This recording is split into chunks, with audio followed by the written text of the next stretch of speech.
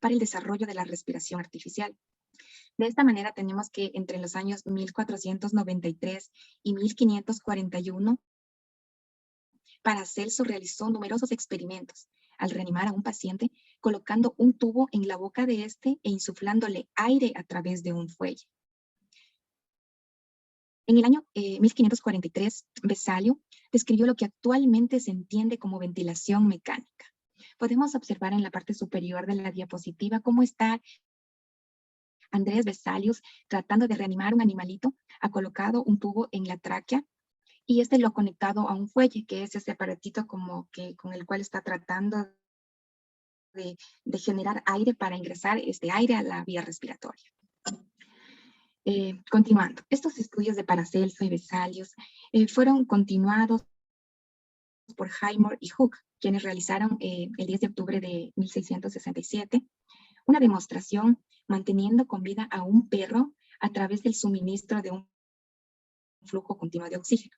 Ellos ya reemplazaron lo que es este fuelle y lo conectaron directamente a este tubo a un flujo continuo de oxígeno. Sin embargo, en 1763, Smith logró colocar un tubo de metal en la tráquea y en diferentes estudios especifica que la presión positiva es necesaria para producir los movimientos respiratorios. Hablando aquí ya de presión positiva, que más o menos se refiere a bombear aire bajo presión. Por otro lado, en 1775, el médico inglés John Hunter desarrolló un sistema ventilatorio de doble vía que permitía la entrada de aire fresco por una de ellos y la salida del aire exhalado por otra. Este es un dato clave en la historia de la ventilación mecánica, ya que todos que conocemos un ventilador mecánico podemos observar que todavía, o que se ha utilizado siempre, este sistema de ventilación, estas mangueritas, ya que una es la que permite la inhalación y la otra es la exhalación. Hasta la segunda mitad del siglo XIX, todo fue experimentos y anécdotas. El paso fundamental fue la creación de los primeros ventiladores mecánicos. Y fue así como se creó el primer ventilador mecánico, que fue a presión positiva movido por el pie. Como se puede observar aquí en la segunda imagen, podemos observar a un médico que está tratando de generar presión para ingresar a la vía respiratoria a través de dar presión con su pie.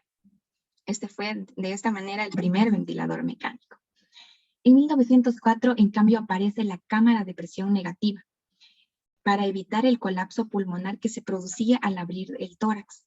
Esto consistía en introducir al paciente y dejar únicamente fuera la cabeza y el cuello. Y dentro de esta cámara se producía presión negativa, la cual era una presión por debajo de la presión atmosférica que permitía que se realicen movimientos de inspiración y expiración. En 1911, el astuto Drager ya había creado un dispositivo de ventilación a presión positiva, que fue conocida como el famoso pulmotor. Este ya utilizaba un cilindro de oxígeno como fuente de energía para su funcionamiento.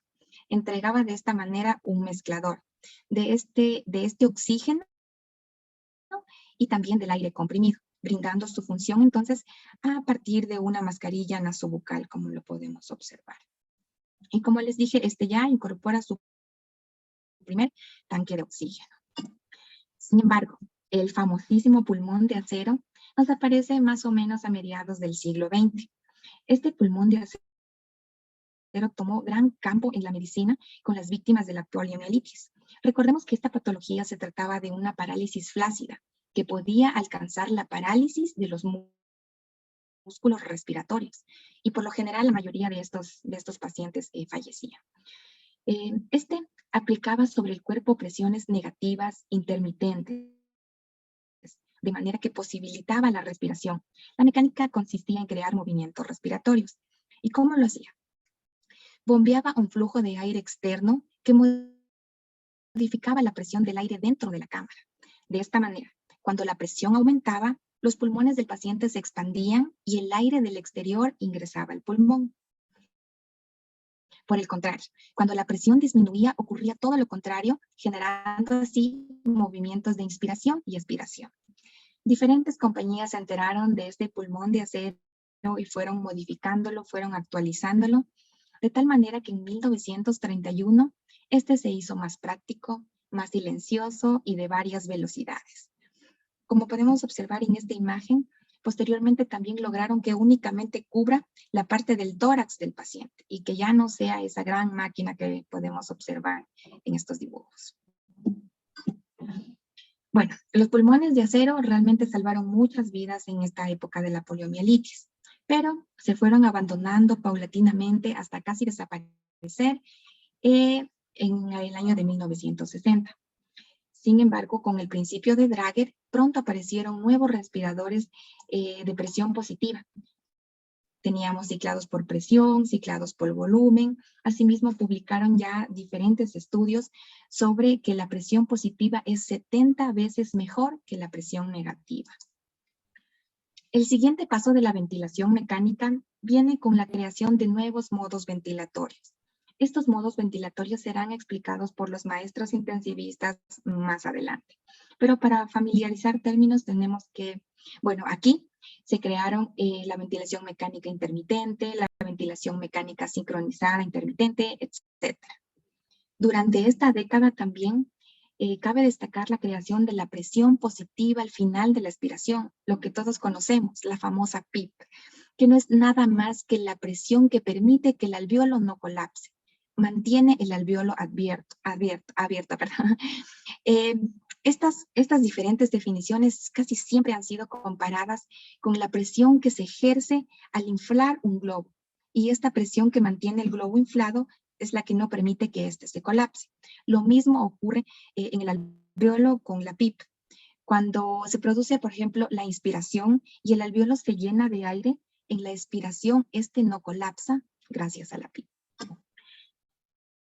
Bueno, continuando, así como vino la evolución de la humanidad, también vino la evolución de los ventiladores mecánicos. Y así tenemos que con la aparición de la era tecnológica, se crean las unidades de cuidados intensivos y se inicia la era del mantenimiento de la vida sobre la muerte, permitiendo brindar soporte vital artificial a pacientes en estado de coma inducido, definiendo lo que era un ventilador mecánico entonces como una máquina que ocasiona la entrada y la salida de gases de los pulmones. Esta no tiene la capacidad para difundir gases, por lo que no se le debe denominar respirador, sino ventilador mecánico. Sin embargo, la ventilación mecánica es un procedimiento de respiración artificial que sustituye o ayuda temporalmente la función respiratoria. Entonces tenemos a nuestros primeros ventiladores, los ventiladores de primera generación que aparecen en los años 50-60. Los más populares, el ventilador Puritan Bennett y el Mark 7 Beer. Estos realmente eran ciclados por presión, eran menos complejos ya que únicamente utilizaban sus perillitas, se los ve un poco simples, funcionaban a base de gas comprimido o gas hospitalario.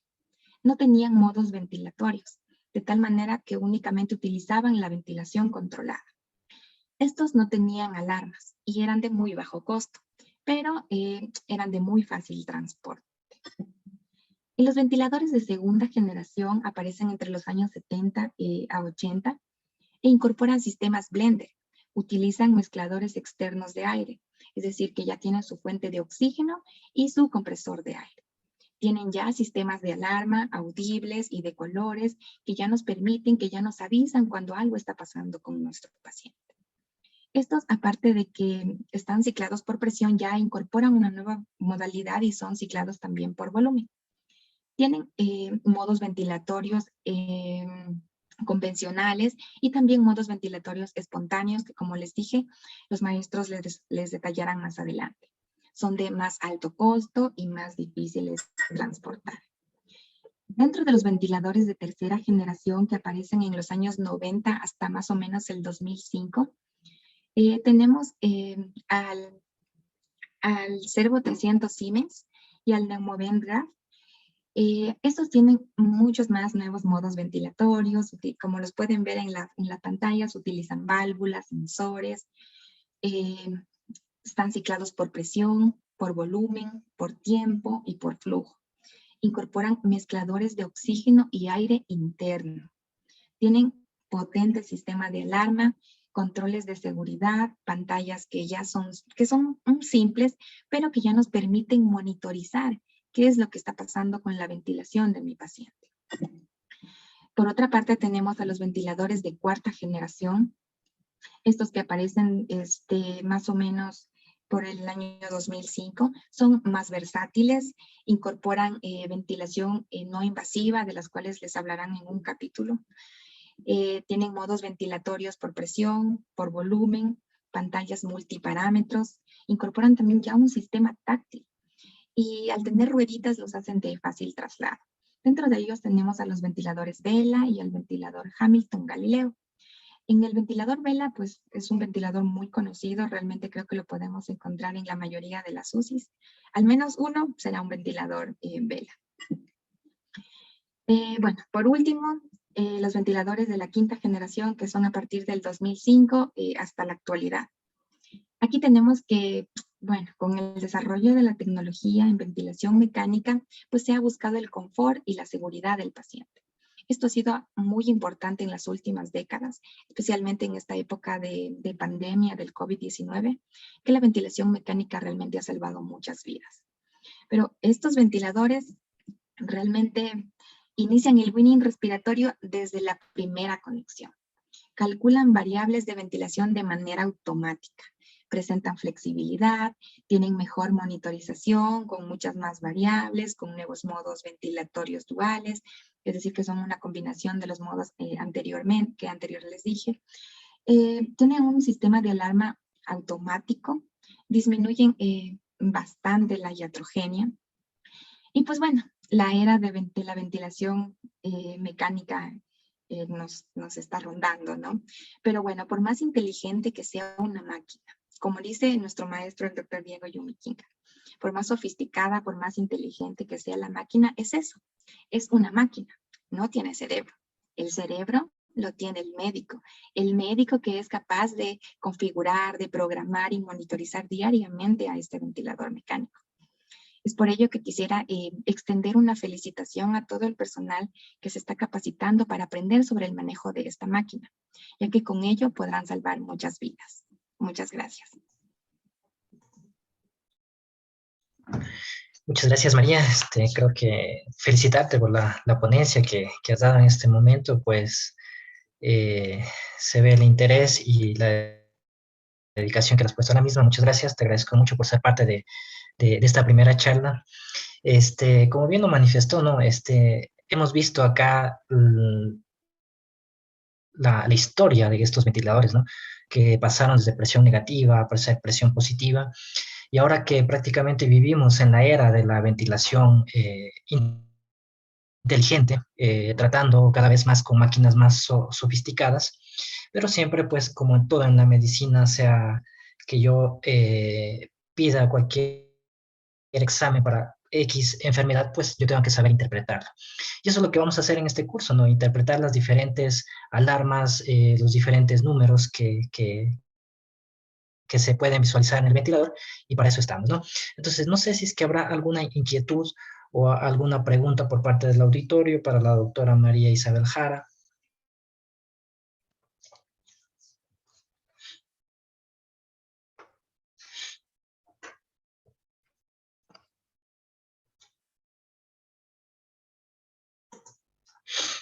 Bueno, en vista de que no tenemos inquietudes, pues nuevamente recalcar mi felicitación, María Isabel, muchas gracias por la ponencia que has dado en este momento, felicitándote